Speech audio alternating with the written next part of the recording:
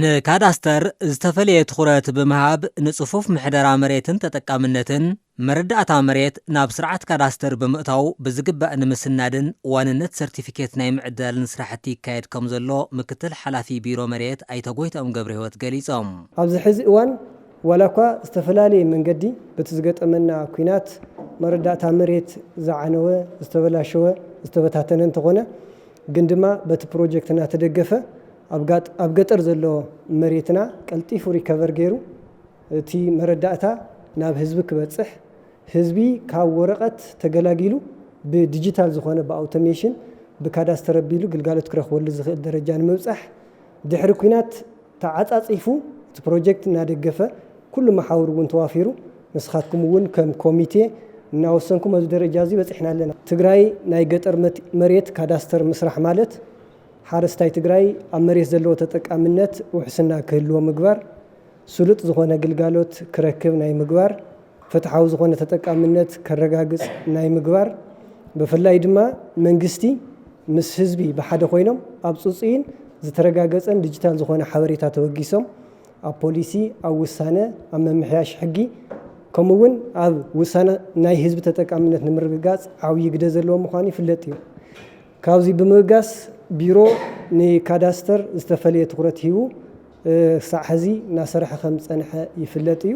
ምትግባር ካዳስተር ኣብ ምሕደራ መሬት ገጠር ርኽክብ መሬት ከተማን ገጠርን ጽፉፍን ዘየዋጥጥ መረዳእታ ክህልዎም ሓረስታይ መረዳእታ መሬቱ ሕጋውን ውሕስን ክኾን ከም ዘኽእልን ዛጊድ ኣብ 50 ወረዳታት ትግራይ ልዕሊ 4 ሚልዮን ትሕዝቶ ገጠር መሬት ምምሕዳሩ ዝገለጹ ድማ ዳይረክተር ምርግጋጽ ትሕዝቶ መሬት ቢሮ መሬት ትግራይ ኣይተ ሙሉእ ብርሃን ገብረ መድህን እዮም። ሰብ መሰረት ዝገበረ እምበር ግራት መሰረት ዝገበረ ስለ ዘይነበረ ሕዚ ግን ካዳስተር ክተኣታተወሉ ግን ዓለም ለኸ ስታንዳርዶም ዝሓለዉ ቴክኖሎጂ ተጠቒሙ ኮኦርዲኔት ወሲዱ ምክንያቱም ብሽም ሰብ ኣዋሳኒ ጥራይ ተባሂሉ እምበር እቲ ቦታ መርከብኡ ኣበይ እዩ ዝብል ክፍተት ነይርዎ። ንሱ ጥራይ እውን ኣይኮነ ብቐሊሉ እውን ተወረቐት ቀይርካ ዝተፈላለየ ፀገማት ንምፍጣር ክፍቲ ነይሩ ማለት እዩ። ሕዚ ኣብ 47 ወረዳታት እዚ ናይ ካዳስተር ስራሕቲ ናይ ገጠር ካዳስተር ተኣታትዩ ብሲስተም ግልጋሎት ምሃብ ጀሚርና ኣለና። ክሳብ ሕዚ ናብ ከባቢ 4.2 ሚልዮን ትሕዝቶታት ናይ ገጠር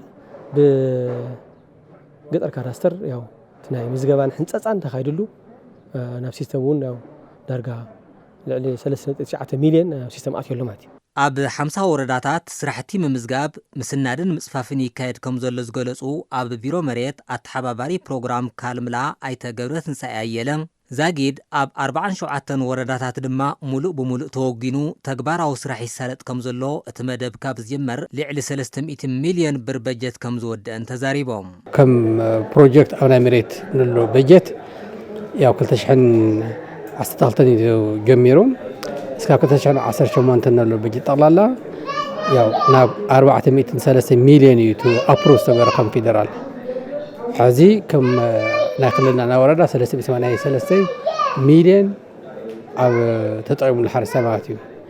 ካብ ክልል ጀሚሩ እስካብ ታሕቲ ዘሎ መድረኻት ማለት እዩ። ኣብ መሬት ዝተሰርሑ መረዳእታ ኣብ ቴክኖሎጂ ዳታ ካዳስተር ንክሰፍር ኢድ ኣእታውነትን ሓሶት ጸብጻብን ዘትርፍ ኣብ መሬት ጸገማት ሰናይ ምሕዳር ኮይኑ ዝቐርብ ዝነበረ ጥርዓንን ምጉታትን ዘትርፍ ምዃኑ ዋንነት መሬት ዳታ ካዳስተር ኣብ ዝኣተዋ ወረዳታት ፍታሕ ብምሃብ መርአይ ኣብነታዊ ስራሕ ከም ዝተርአየሉ ኣብ ሓይሊ ሰብን ቴክኖሎጂን ዘለዎ ውስንነት ከም ዓብዪ ዕንቅፋት ንምፍታሕ ምስራሕ ከም ዘድሊ ዘመላኽቱ ድማ ኣብቲ ቢሮ ኣተሓባባሪ ብሄራዊ ስርዓት ሓበሬታ ምምሕዳር ገጠር መሬት ኣይተ ገብረ መድህን ሽሻ እዮም።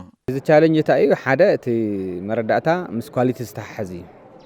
ስለዚ ግዴታ ያው ናይ መሬት ስለ ዝኾነ በዓል መሬት ምስ መሬቱ ዝምልከተው ምዃኑ ዝምዝግብ እዩ። ስለዚ ኣብዚ ሓላፍ ዘላፍ የጋጥም ኣብ ቀፂሉ እዚ ቴክኖሎጂ እዩ። ቴክኖሎጂ ድማ ኢንፍራስትራክቸር ይደለ እዩ።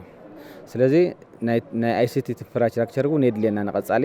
ስለዚ ሕዚ እሱ ቻሌንጅ ኮይና ዘሎ ዋላ ሕዚ መረዳእታ ተድሊና ካብ ወረዳ ኸይና ነምፅእ ግን ንቐጻሊ እንታይ እዩ ዝሕሰብ ያው ኣብ መቐለ ኮይና ናይ ኩሉ ከምዚ ናይ ባንኪ ናይ ቴሌ ሲስተም ኣብ መቐለ ኮይኑ ባዕሉ ሪፕሊኬት ናገበረ ኸይድ እንደገና እዚ ድማ ዓብዪ ቻሌንጅ ኮይና ዘለና ሕዚ ማለት እዩ።